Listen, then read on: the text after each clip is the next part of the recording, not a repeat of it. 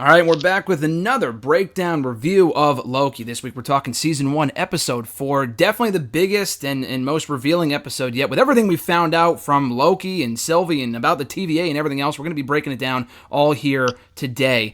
With a stacked panel per usual. Doc, you're back as well at you're Chris Mueller. Your Twitter machine is at BR_Doctor. Chris, what's going on, man? Oh, not much. This was a big makeup episode after what a lot of people called filler last week, so I'm excited to talk about this one. And I'm someone who actually thoroughly enjoyed that third episode, so I was blown away by this one, but we're going to get into it. And this is like, of course, of the 4 episodes so far, and we have 6 of them, this was obviously like the biggest one yet, with the most info and twists and turns and all this other shit. And it's like the one time where we don't talk about the show the day after, because usually we record on Thursdays, and today we're talking on Friday. I was so anxious to talk about this and get your guys' insight on it, but we're doing it now, so I'm looking forward to it. Phil, you're back too. You're on the Twitter machine, Phil DL616. Phil, what's going on, man? I'm good. Running on fumes, but I'm here. And we're happy to have you for it. And we need to have everyone here to talk about this, because I don't know if we could talk about this episode without everyone here. But we got a very special guest, too. We got Ben last week. This week, we got Rick Ucchino from the Twitter machine. Rick, what's your Twitter machine again? Is it Rick Ucchino? I'm pretty sure that's it, right? That's it. Rick Ucchino, RickUcchino. Nothing else special at the end of it. That's it. Rick, what's going on, man? Thanks for coming on. Yeah, no, I appreciate this being able to work out, fit this into my busy schedule. I think this is the first time I've been asked to talk about anything other than wrestling in the last 2 years. So I'm actually really excited to talk about something different for once. Yeah, right. No, I'm so glad we were able to get you on, because Chris had mentioned that you were interested in doing it with us today. And I was shocked because, I know obviously you're a big wrestling guy. We're all big wrestling guys. You write about wrestling, you interview the talent, stuff like that. I didn't know you were a Marvel fan. I tell Chris this all the time. All the people that we have here on the show that I'm familiar with and I've known for a while, I didn't know that 90% of them were Marvel fans. So I ask everyone this when they first come on, about when we talk about Loki and all this other stuff. Take me kind of through your Marvel fandom. Were you a fan of the comics books growing up, or just the shows, or kind of take me through that a little bit? Yeah, so I'm not like a deep dive. Like, I've read every comic and I know everything like that. Like, I read a few of them when I was a kid. It was more like, the cartoons. Like, I was a big Saturday morning watch X-Men kind of guy growing up. And then, when they started making the live action movies, starting with like X-Men in the 2000s, heck, even dating back, I'm a, big Tim Burton Batman guy, and watching all those growing up. I know that's not Marvel, but, you get my point. Yeah. And then, we get to the Spider-Man movies when they were coming out, Phil. Yeah, I've watched your Twitter feed. I know you're a big fan. But like, those really kind of started taking off. And then when they launched this MCU, that's when I really kind of dived deep into it, because I was always an X-Men, Spider-Man, Batman, like the big ones. And I'm so happy that, my dad talked me into going to seeing this Iron Man movie, because I remember I'm like, man, Robert Downey Jr. as a superhero?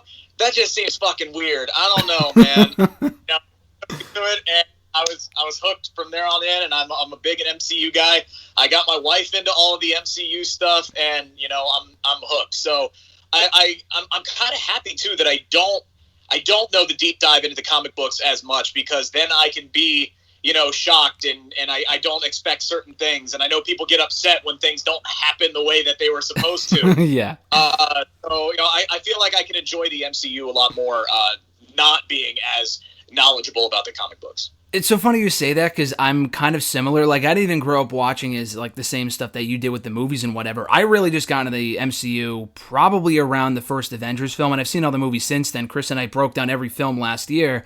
But that being said, though, I didn't grow up like a comic book fan. So when we do these shows, and Chris and Phil are way more familiar with that stuff than I am, they kind of help me fill in the blanks. And because we talk about it every week, like the shows and the movies, I get my hopes up for certain things that hopefully we will see and we don't see yet. Just because we don't see them now doesn't mean we won't see them. Or like I watch their videos, and we talked about like Mephisto last with the WandaVision stuff, and how people really wanted that and it didn't come to fruition. And I think it was it you, Chris, who had said like a week or two ago, maybe it was you, Phil, when we were discussing how maybe we'll just get a random Mephisto cameo at the end of this show just to get out of the way or something like that? I don't remember who said it, but yeah, and now it's like Kang is the new Mephisto. Everybody keeps Kang. Yeah, so we'll get into all of that. But I think there's plenty of smoke there for this one. Yeah. Like, Mephisto Mephisto in WandaVision was so clearly a red herring. Like, this one, there's actually a lot of key points, including one huge Easter egg that points to Kang being the guy, which probably means he won't be the guy. But yeah. I think there's more merit to Kang being the guy than Mephisto being the guy in WandaVision. Well, let's just get right into it. Kind of going off of that is, if Kang isn't the guy, Rick, I'll start with you because you brought it up. If Kang isn't the guy, will you be disappointed?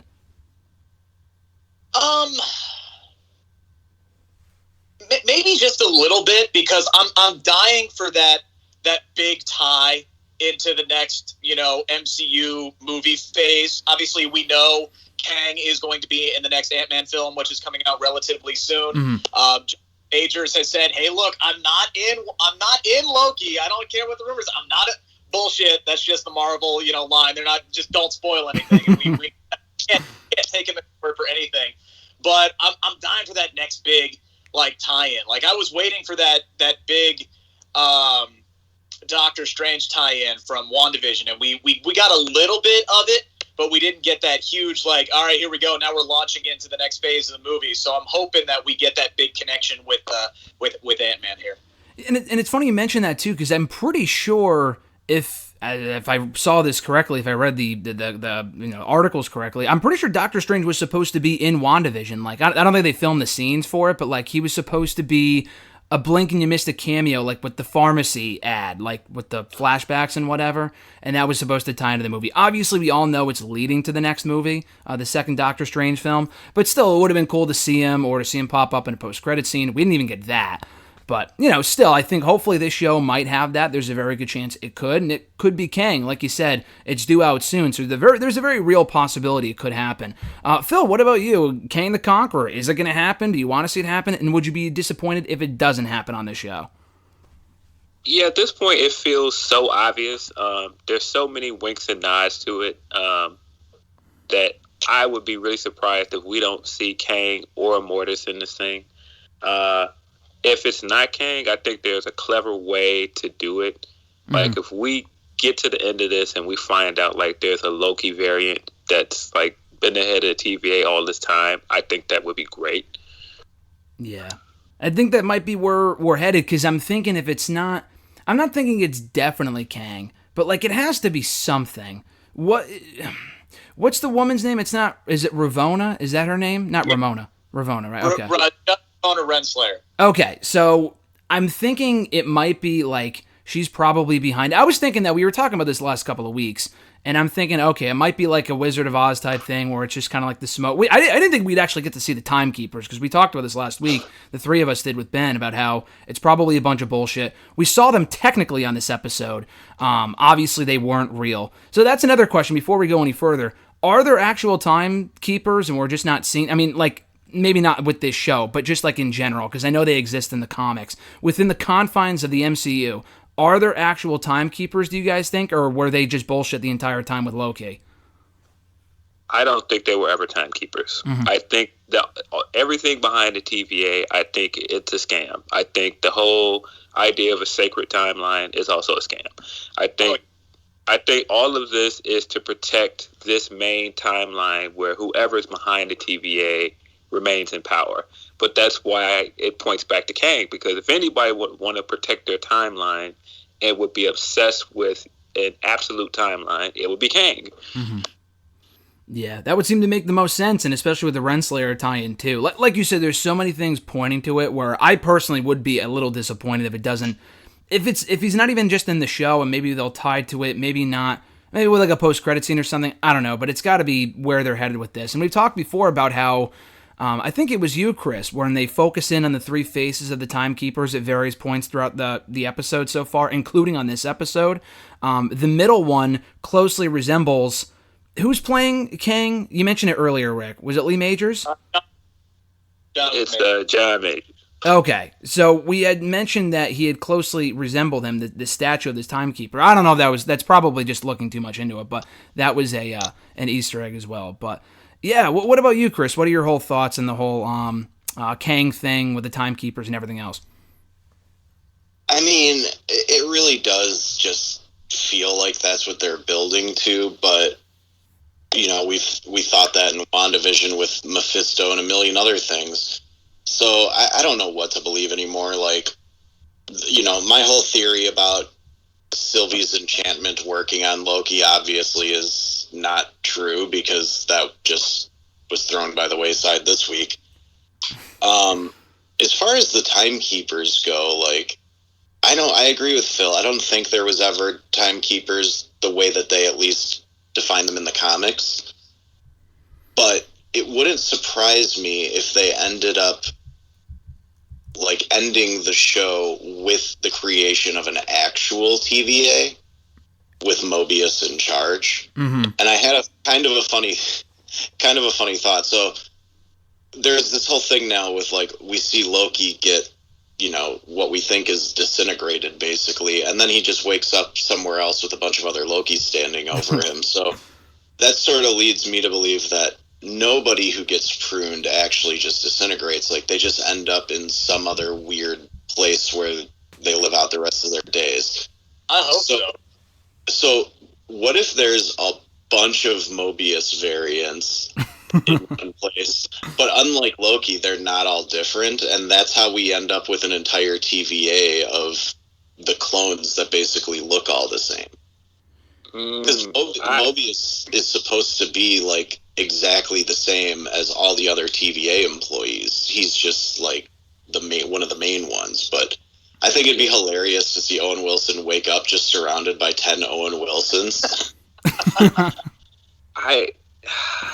There's something about this episode that makes me feel like there are other Mobius in the TVA. It's something about, like, the exchange they had before that I thought of, about, like, when he put the drink on the table and he's like, all those rings are you keep running this table. And it's like, why do I feel like when she questioned him at one point, she had done that before with Mobius and she had to prune him before? Yeah. Yeah, that's what I'm wondering too. Like, I think somewhere out there's just a bunch of Mobiuses, and eventually they're going to be running the TVA. Yeah. That was a very, like, and I know she's obviously one of the big bad guys, but, like, that was a cold-hearted damn thing to do. Like, this is supposed to be, like, your favorite analyst, like, your longtime friend. Like, this is somebody you had a connection with. And she pruned his ass in seconds like it was no big deal. And I'm just like, damn, that is some cold-hearted shit. But I do think she cares, though, because she did look away. Yeah, she did, yes. I think the same thing. She seemed conflicted, but she also seemed like she's kind of like Captain America, where it's like, duty first, but I'm still going to be kind of mad about this. Yeah. Like, so... Mobius better come back, because, like, I don't know if it's just that charm of Owen Wilson or what it is about this character, but this is, like, the one human character that I have really, really enjoyed in quite some time in the MCU. Like, I want to see more of Owen Wilson and this Mobius character. So when he got pruned, I was legit, like, pissed off. I'm like, really? We're getting for 3 episodes and that's it? Yeah. He's off to ride that big jet ski in the sky. That's it. Right, and it happens right after he says, like, that line about just, like, I would want to go wherever I was before the TVA plucked me out, and I probably had a jet ski or something like that. Yeah. That was so perfect. I did love that he was like, he didn't go like, yeah, I probably had family and friends. He just like, I had a jet ski. Yeah. So I really hope at some point we find out what happened to him and where he is. I don't know if he'll be in the same place as Loki. Like, I don't know if they transport everybody to the same place or if each version of each variant gets their own, but yeah, he'd better come back, because that was just too sudden of a way to take your second lead character out of the show 2 episodes before it ends. Exactly. He never got closure. I mean, as soon as that happened, I was watching with a few other people, and they were like, oh, why would they kill him off? I'm like, there's absolutely no way that was the last time that we're going to see him. Like Rick mentioned, if we don't see him riding off into the sunset in a fucking jet ski at the end of the show, then it would have been for nothing. So it's definitely happening at some point. He may not even be in this next episode. They might save him for the last one. It's crazy to think it's almost over. It's wild. But yeah, there's no way that was it for him. So you mentioned it right there. When they prune people, we still don't know if they all go to the same place or if they go to different timelines or places in time or whatever. Am I mistaken, or when they showed all the Lokis, when Loki, all the Lokis rescued and whatever, and that was the last shot of the show, in the background, I believe if you go back and look at it, you can see a destroyed Avengers Tower. Is that correct? Oh, yeah. That's supposed to be New York. And okay. I heard somebody say that they think it has to do with, like, this is the timeline where the Chitauri were successful and Loki's invasion worked. And that's, like, structure we're seeing. Or is this a dystopian, future where Kang has conquered and has destroyed everything, and this is the timeline that he is desperately trying to protect?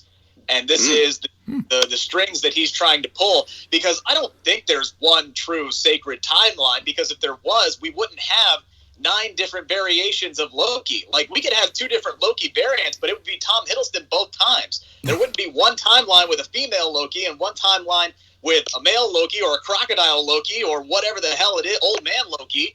Like, that's one of the biggest questions I had coming into this episode, and then I finally got my answer. Oh, it's bullshit. There's no one timeline. This is the sacred timeline. My theory is the one that Kang wants to protect, and that's the one where he has destroyed all of the Earth, or at least New York City, and he exiles all the prune people, or at least all the prune Lokis, to that point in time. Yeah, wow. But see, I think this goes back to, I think that was the second episode where I was really questioning, because I was like, all right, you guys said that you didn't go after the Avengers because they did what they were supposed to do. Mm-hmm. But when you really look at that kind of falls apart where you pull a string at it. It's like, because they essentially did the exact same thing that Loki did that you went back and took him for. And now in this episode, it makes me feel like they're specifically targeting Loki variants. And I was like, okay, but why? And it makes me think that maybe Loki is a Nexus being. Is that just me? I mean, there's only supposed to be one per universe, though, right? So would that eliminate? Is it? I don't know if it's supposed to be. I don't know if it's supposed to be one. I think it's just a being that's a constant in their universe, and that would make sense for Loki. Yeah. Also, I have a quick theory I want to throw out there. I know that Loki's magic doesn't work in the TVA, but if it worked to some level in the little, like, time prison that he got sent to, what if the Mobius we saw was Loki creating a projection of him? Like, what if, they hatch a little plan before they run back through the door and Mobius is actually safe somewhere? I mean, Loki's reaction seemed pretty genuine, though, but, like, that crossed my mind because there was that one line in that one episode where they make a big deal out of explaining how his power works. Oh, yeah, I think we're going to get a call back to that. They just haven't done it yet. Mm-hmm. But, yeah, I think there's a reason why there's so many Loki variants. And, I mean, they specifically go and take Sylvie, and she didn't even do anything. It just seems like they're targeting Loki variants. Yeah, also, is it just me, or are they sort of implying that this Sylvie isn't just a female version of Loki? Like, she's not I don't think she's a frost giant. Yeah, it seemed like when she was playing with those toys, she was playing with Valkyrie and everything. So it seemed like she had, like, knowledge of, like, Asgardian history. Yeah. So I don't know if they're trying to say, if Loki was actually Asgardian and not a frost giant. Mm-hmm. Or is this just, like, something happened where he didn't adopt Loki from Laufey, and then somehow this girl ended up in his care, and they're just calling... Yeah, they're just calling her Loki because that's what they would have called anybody that they had adopted into their family at that point in time. I don't know. That would explain how there's 2 different, versions of Loki on the same timeline, since they're both adopted. That would explain that. That would also explain why she doesn't like being called Loki. Mm-hmm. Yeah. Also, I don't know if any of you guys ever or still watch The Walking Dead, but that little girl plays Judith, Rick Grimes' son, on The Walking Dead. Like, man, talk about a great career as a child already. Rick Grimes' daughter or his son? His daughter.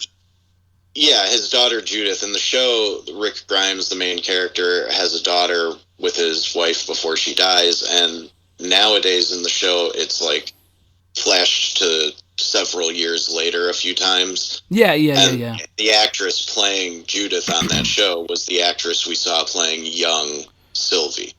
Gotcha. Because you said son, so I was like, are you talking about Carl? Like, is that the same kid or something? Like, I was confused, but okay, that makes more sense. I know they're actually coming out with the rest, or the first, what is it, season 11 or something soon? I saw some promo for it the other day. Yeah, that's a going. Sorry, my phone cut out for a minute because I was getting another call. But yeah, it's like, what an amazing career to have at such a young age already. Like, you're on. Well, heck, to branch off of that, one of Wanda's kids was, one of the kids in the It movie. So I mean, he's off to a great start already as well. Oh yeah. That's a good point. At first, for a split second when they first showed her, I almost thought it was the little girl who played Diana in Wonder Woman 1 and 2. But then as soon as she opened her mouth, I'm like, oh, she doesn't have that accent. Because that little girl does have an accent in real life. Mm-hmm. Oh, yeah, that would explain that. Isn't the kid that plays Kid Loki here from something else as well? I'm drawing a blank on it. I've seen him somewhere else. I couldn't tell you. Kid Loki played by Jack Veal. I could do a quick IMDb. Get that Google foo going. But I thought it was cool to see Richard E. Grant, though, because, like, we knew he was going to be in the show. His casting had been revealed a while ago, but to see him playing an older Loki, as soon as I saw that, I was kind of like, that's pretty perfect, actually. Like, yes, and yeah, he could play a great version of Loki. And he's wearing the classic costume from the original Avengers comic. I popped huge for Kid Loki because Kid Loki is like a recent iteration of the character. And, I mean, yet another tie-in to Young Avengers because Kid Loki eventually becomes a member of the Young Avengers. Huh. And again, if you want to go into Kang... The tone, right? Yeah, but again, if you want to go into Kang is the main villain in Young Avengers for that first arc. And a younger version of Kang is Iron Lad. So there's several ties there to Kang. Do we think Kang might be like the new Thanos, where he's around for a few years and shows up in a few different movies? I feel like maybe they're setting him up for that. I could definitely see that. Mm-hmm. There's a way to use him here. If Cassie's going to be a big part of the next Ant-Man movie, which I assume she is, it makes sense to introduce Iron Lad. And Iron Lad is Kang. He's just a younger version of Kang. Yeah.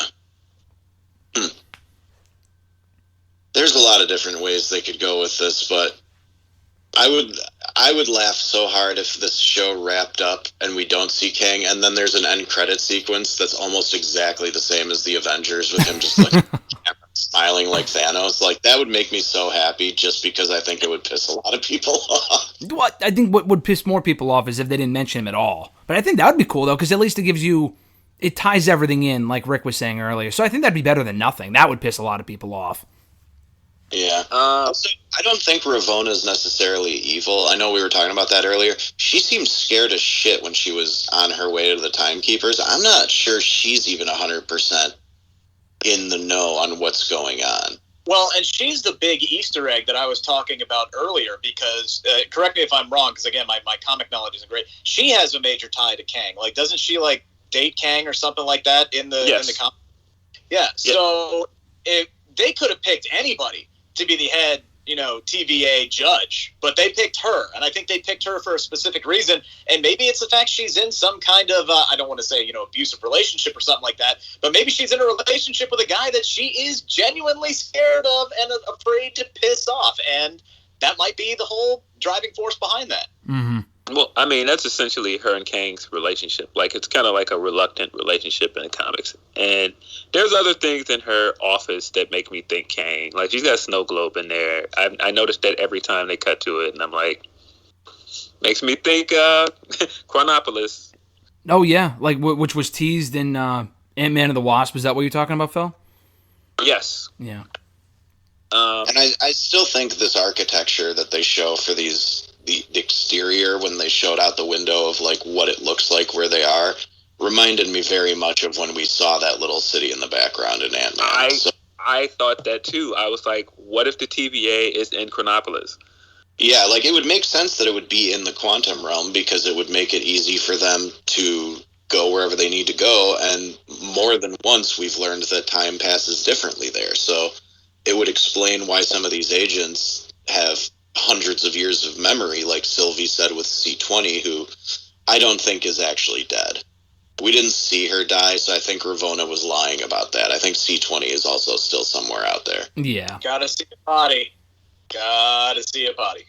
Yeah, even with Marvel, sometimes you see the body and they still end up coming back. So it's like, Yeah, they're good at that. They're really good at, revealing something to you and then later on going, oh yeah, that was bullshit.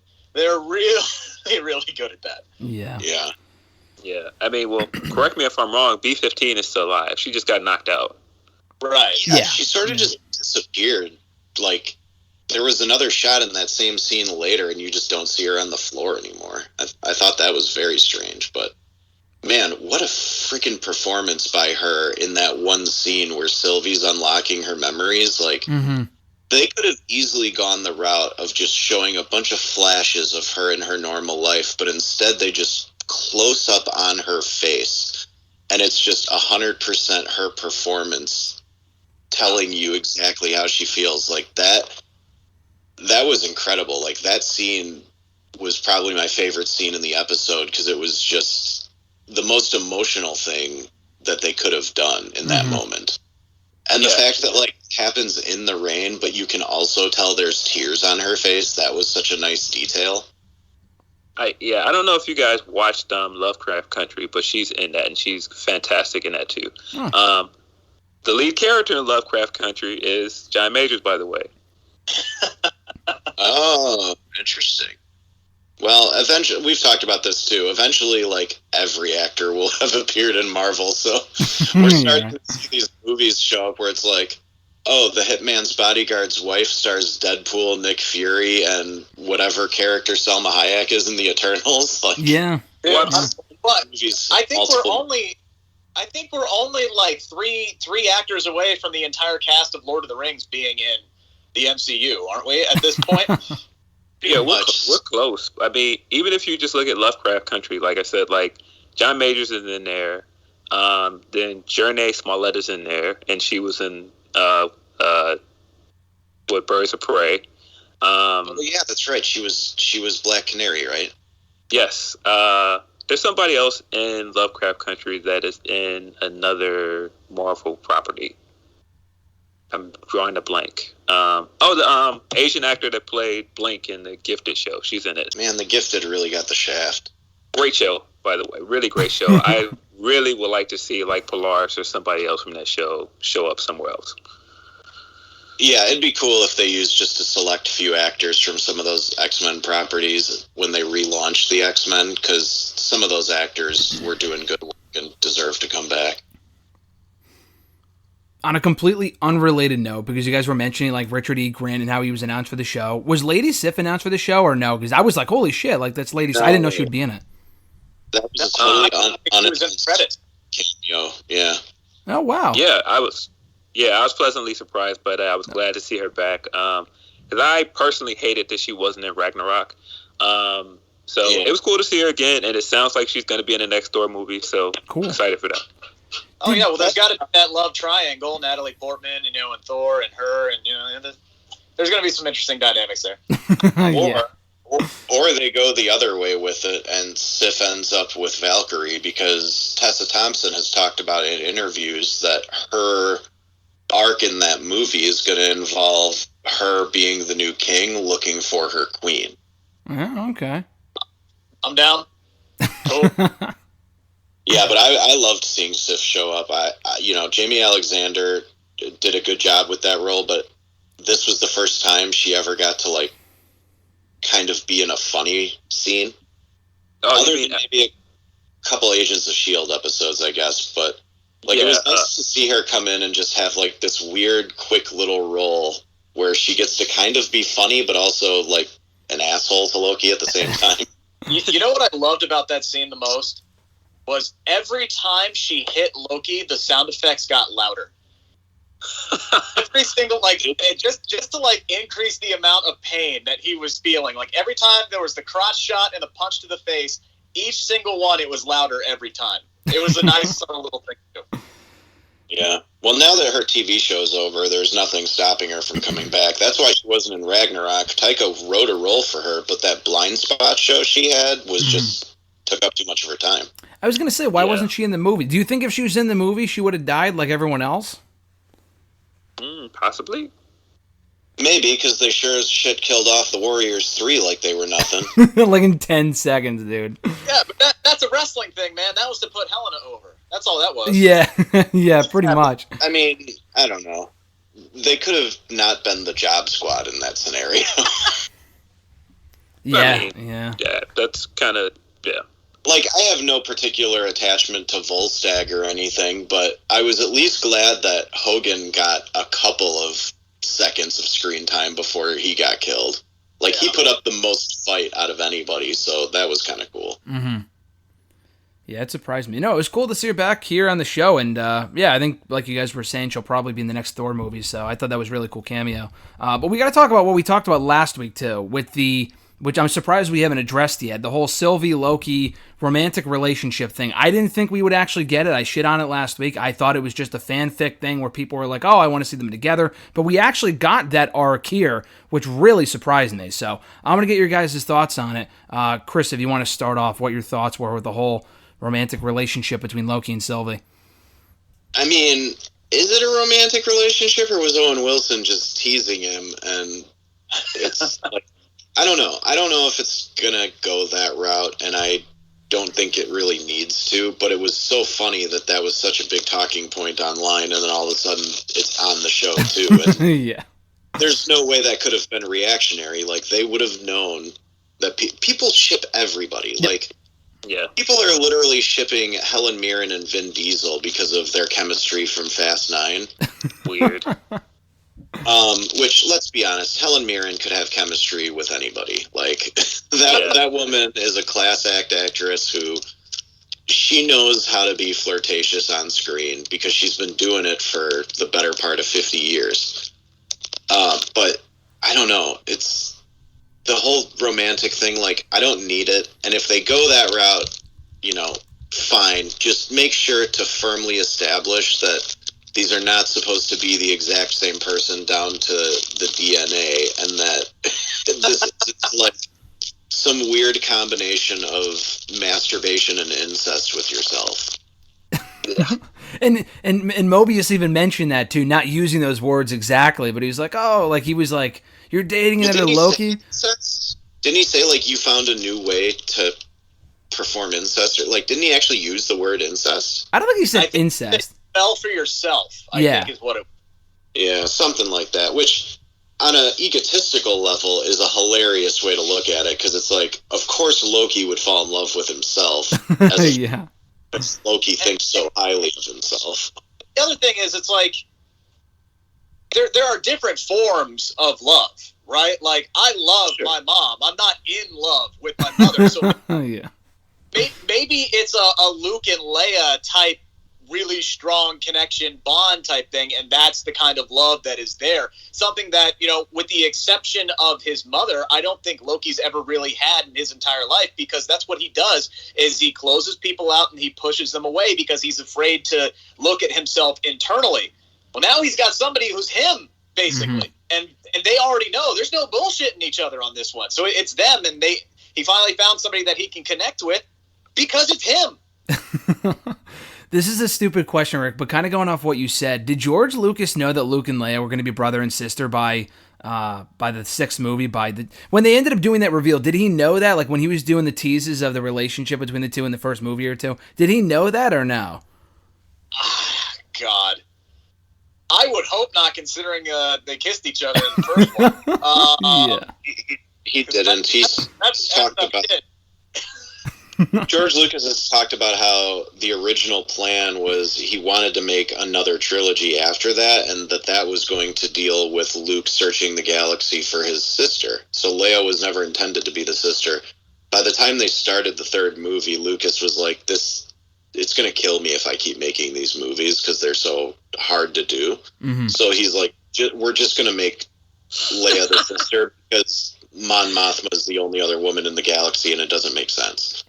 So that is such a so Vince McMahon swerve right there. So that was never the intention, and that's just ended up being like a weird thing that, yeah, Luke and Leia kissed, and then they find out they're brother and sister. It's weird. Let's just move on. Like, it's... but yeah, that was never in the comics. What was that? I said plans change, pal. Plans change. Yeah, exactly. Oh, man. Yeah, well, I bring that up just because I would think that by this point in the show, they know obviously they filmed all 6 episodes, so they know where they're going with it, just based off not just what Mobius said and, like, him teasing Loki and whatever about it, like, just the interaction between the two, even more so than that last episode. It really felt like they were going into it there. They were really leaning into what people were already thinking, which, like you said, Chris, they've already filmed all the episodes. They probably just assumed that people would think that after the 3rd episode, that they had that forward thinking that way. But we'll see. I don't think, like you said, I don't think we need to see it, but that's just my opinion. But yeah, before we wrap up here, was there anything else from this episode you guys wanted to discuss that we missed over so far? I mean, they just casually confirmed the existence of vampires in this episode. They did. They did. This was an eventful episode. So much happened that it was almost like, well, wait a minute. There's questions about this. There's questions about that. And I mean, even when we get to the mid-credit scene, there's so much there to ask about. Like, okay, there's 4 Thors there. I mean, not 4 Thors, but 4 Lokis there. It's just like, okay, well, where did they all come from? Or is it just like I have more questions than I started with. Like, where did they come from? Where are they now? Like, it's a lot to think about just going off of, what people were saying about the 3rd episode, that it was a filler episode. Like, this episode was like, here's this big information dump, everybody. Have fun. Yeah, right. The thing that And Phil, going off of what you said, the thing that I love the most about this show is it's a very Loki show because everything we see is bullshit.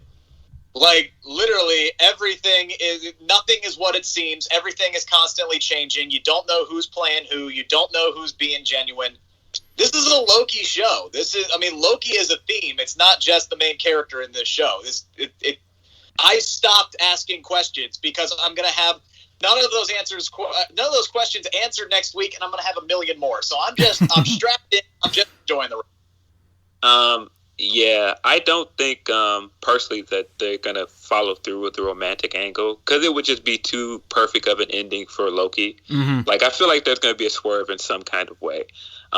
I do think it would be hilarious if we get whatever reveal is behind the timekeepers, and then like portal opens and Loki comes in like warped, looking like Anthony Mackie, and says "on your left," and all the other Lokis come out. That would be hilarious. I would love that so much. Hey, what's the deal with boastful Loki from the credits? So he was the one holding what appeared to be a different version of Mjolnir. Mm-hmm. Like, is that anything from the comics, Phil? Because you know way more about that than I do. I've never seen that version of Loki, so I was confused by that. The only one I recognized, of course, was classic Loki and Kid Loki, and then whatever that alligator Loki is, which might have like some connection to Throg or something. But other than that, I've never seen that version of Loki before. I was going to say, I think we're just kind of glossing over the fact that there was an alligator with Loki horns. I mean, I feel like we should have been talking a lot more about that. Well, we do know that at least the version of Loki that we know can transform a little bit because Thor told a story about how he had turned himself into a snake once and then bit him or something like that. So what if it's another Loki who's just like in that form for some weird reason? Yeah. Or it could be another version of Thor that he has trapped into an image of something else and put the Loki horns on him just to piss him off. Yeah. I think it would be interesting if Sylvie turned out to be like the rightful heir of Asgard, and that's what her Nexus event was, and that's why they pulled her out of the timeline.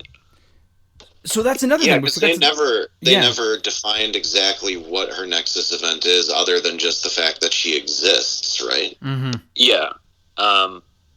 Yeah. Because So, you would have think the Nexus event would have been Odin taking her in the first place, right? Like, because that's really where history would have changed. yeah. So maybe she's not adopted, and she in that universe is the firstborn. I don't know. That would be interesting.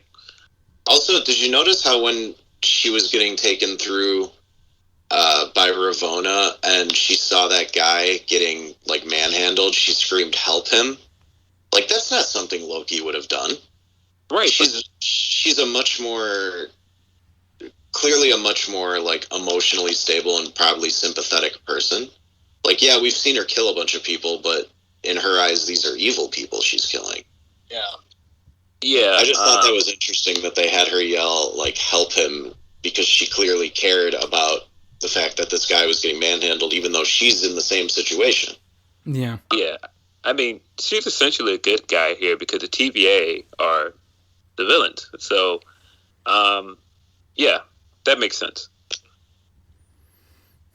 Yeah, I guess we'll see where it goes. Like, the fact that Marvel has had 3 shows, like, right in a row that have all managed to keep people guessing, like, man, they've really been knocking it out of the park. Like, I know some people have problems with different shows, but I like all 3 of them, and Loki is starting to feel like it might end up being my favorite once it's over of the 3. Yeah. Same here. We had talked about the recent Shang-Chi trailer and freaking Abomination out of nowhere. Yeah, right. And Wong. He's fighting Wong in the cage. Yeah. Oh yeah, because I think that came out like literally later that day after we talked last week. So I think that's why we never talked about it. Yeah, but Abomination, it looked like we got a Fin Fang Foom there. Like, there's a lot in that trailer that I was like, oh, this is looking even better than I thought it was going to be. Yeah, and I'm like, that first trailer that came out for this movie, like, it did not have me interested at all. Like, I don't know who first cut that, but I'm just, as a guy who knows nothing about that comic book, I'm just sitting there going, okay, this, I don't know what this is. If this wasn't Marvel, I don't know if I would see it. Yeah. And, like, I didn't know a damn thing about Guardians of the Galaxy, but the second that trailer popped, I'm like, oh yeah, I'm there opening night. Let's go. Yeah. The second trailer was really, really good. And yeah, I internally screamed because I watched the trailer at work when Abomination showed up at the end, because that has been some of the biggest like question marks of what has literally happened to everybody who was in that Hulk movie. With the exception of Thunderbolt Ross, we haven't seen anybody. We don't know what happened to Leader. We don't know what happened to Abomination. We don't know what happened to Liv Tyler's character, whose name is escaping me at the moment. There's a lot of questions. It's like, oh, well, that movie just doesn't exist anymore. In fact, like, Mark Ruffalo doesn't even care about Liv Tyler anymore. Scarlett Johansson. And it's like, I mean, okay, I get the upgrade there, but, like, you know, it's just one of those things. It's I want to know more about what happened to those characters, so I'm happy that we're seeing more of those characters come back, and I think hopefully we'll get more answers when the She-Hulk series comes out. Yeah. I hope Liv Tyler has a cameo in the She-Hulk show. Like, that would be great. Because they did her character a little dirty in the MCU. Yeah. Yeah, she's playing Betty Ross. Thank you. Going back to comics, Red She-Hulk ends up being Betty, if I remember correctly. So, I mean, there's a way to bring her back. I mean, I thought they had announced already that they were going to use Roth for the She-Hulk show as well. So we already knew the Abomination was coming back, just not in this movie. Yeah. Yeah, that was a huge surprise, but that's so, I don't know, man. That first trailer, you're right, Rick. Like, it wasn't as good as the second one, for sure, but I did enjoy that first trailer just because I was like, oh, this is just a kung fu movie in the Marvel universe. Yeah. Man, and then Abomination looks like he has fins, like in the comic now. He doesn't look the same. Like, he looks like he's mutated a little bit. Yeah, they'll probably explain it as, like, we only saw him in the first day and his mutations continued, or maybe he's been experimented on since. I was going to say experimentation would be my best bet, is they're trying to figure out how to return him back to being normal, and they can't because, as Leader said, the combination is an abomination. You can't figure it out. They don't know what the hell's inside of him.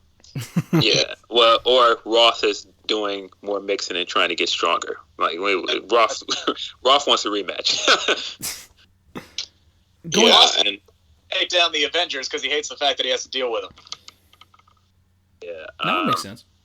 I'm also wondering though, like, do you think they're going to try and go the route of maybe not having him be the bad guy? Maybe. I really like the idea of Contessa recruiting him and him being a member of the Thunderbolts. Yeah, that could work. I mean, there's a lot of different things that it seems like they have in the works. Like the Dark Avengers might be a thing soon. The Young Avengers might be a thing soon. Young Avengers is definitely a thing. There's been a member of the Young Avengers in every property this phase.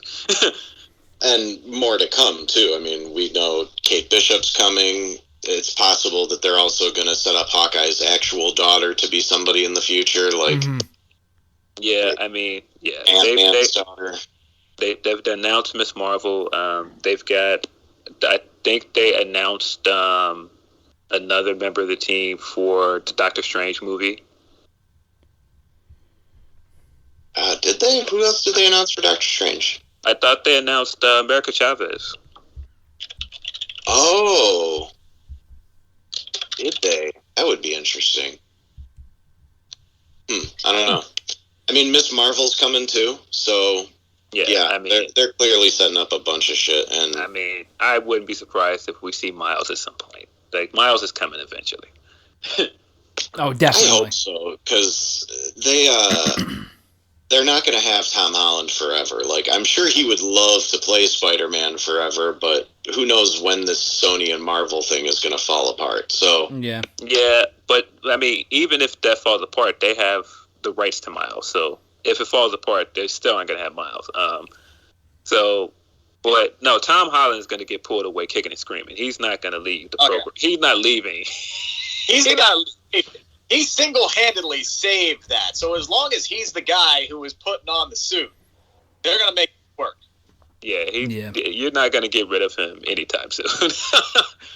I hope not. He's great in that role, and this next movie, like, with all the rumors of what they're doing, sounds like it could be just pretty freaking epic, but we'll see. I mean, Toby keeps trying to deny it. Toby keeps denying that he's in the movie. I know, Phil. I know you're a big guy. I know you're a big Spider-Man guy. That Toby series. If Tobey Maguire shows up in Spider-Man 3, your reaction is what? Oh, immediate tears. Toby's my Spider-Man. Like, Toby's the guy. Like, I rewatched Spider-Man 2 a lot, and I rewatched it this week to record a podcast with Tom. And, like I was telling Tom, Spider-Man 2 came out on my birthday. Like, I remember that. 2004 came out on my birthday. And so it's just one of those movies where it means the world to me. I still think it is the best Spider-Man movie. Like, anybody that wants to debate that, I will take that debate. I don't care. Fight me. It's that movie and the first one too, like, are some of the most pure comic to movie adaptations I think that we've seen. I know. It's like it's literally a lot of shots just look like a 4-color panel come to life. Yeah. Yeah. There's just so much there. Like, I mean, even like the panel that they completely recreate, the panel from Amazing Spider-Man 50 with the suit in the garbage can. It's perfect. Come on, man. Like, yeah. And plus we got Sam Raimi coming into the MCU directing Doctor Strange. So yeah. Maybe they'll, bring him back to Spider-Man at some point, and we'll get another Toby movie, like, somehow tied into Tom. Sam has got to direct something else related to Spider-Man at some point. If it's not a short or something, it has to happen. Frankly, he would have been perfect for Venom, because Sam Raimi is so great at that horror. But he hates Venom. he does, yeah, and I know that he said, like, if he'd go back and make Spider-Man 3 again, he wouldn't have used Venom. But he did not I like only them. wanted to think that Topher Grace got a bad rap. I thought he did a good job for what they gave him to work with. No, I thought he was fine in the movie. I just think what they gave him to work with was crap. I think he was perfectly fine as a foil for Toby. But it was like once they got to symbiote stuff, it kind of fell apart. Yeah. Yeah, they gave him some really bad lines, which the third one leaned into the cheese pretty hard. Like, the third Spider-Man, to me, feels like what happened with Batman when Joel Schumacher took over. But it's still Sam Raimi. But, like, the third one is just extra cheesy. Like, he's dancing around. They've got just a million villains, and none of them really feel special. And like the one scene when he's like, "Hey Parker, my spidey sense is tingling." Yeah, know what I mean? It's like, oh come on, man! You left that '70s show for this. Love that fight they have when he beats him though. Oh, when he like puts all the poles around him and starts hitting him to break the suit off of him. The church or whatever. Yeah. Visually, Spider-Man 3 looks great. Like, Sandman, that still kind of looks good compared to... I mean, Jesus, it looks better than the TVA guys. Let's talk about how bad that CGI for the TVA was. That literally looked worse than the Green Lantern movie with some of the aliens they CGI'd in that. Oh, but see, when I watched it, I was like, this is intentional, because when I was looking at it, I was like, they're clearly not real. Like, the second they came in the room, I was like, the timekeepers are not real. Like, they look fake. Yeah, they look terrible. Very intentionally hokey. Yeah, but it's like, they didn't look fake robotic like how they were supposed to. They just looked like bad CGI to me, and that's why the room was so smoky, because that's what they do to hide bad CGI, is they add smoke. I mean, look at the first Godzilla movie from this franchise that they're doing now. Like, you go back, you never see Godzilla out in the open, in the sunlight, in the air, like you did in Kong versus Godzilla. It's all obscured by smoke and darkness, and they couldn't hide it. The green alien looked the worst. Or not alien, whatever he's supposed to be, lizard dude. Space lizard. He looked terrible.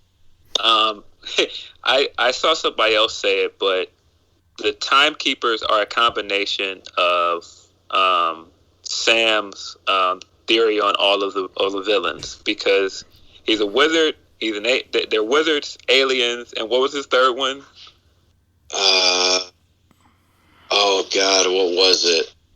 The big three were androids and wizards. Yeah. Yes, they're a combination of all three because they end up being androids. Yeah. Jesus Christ, that's funny.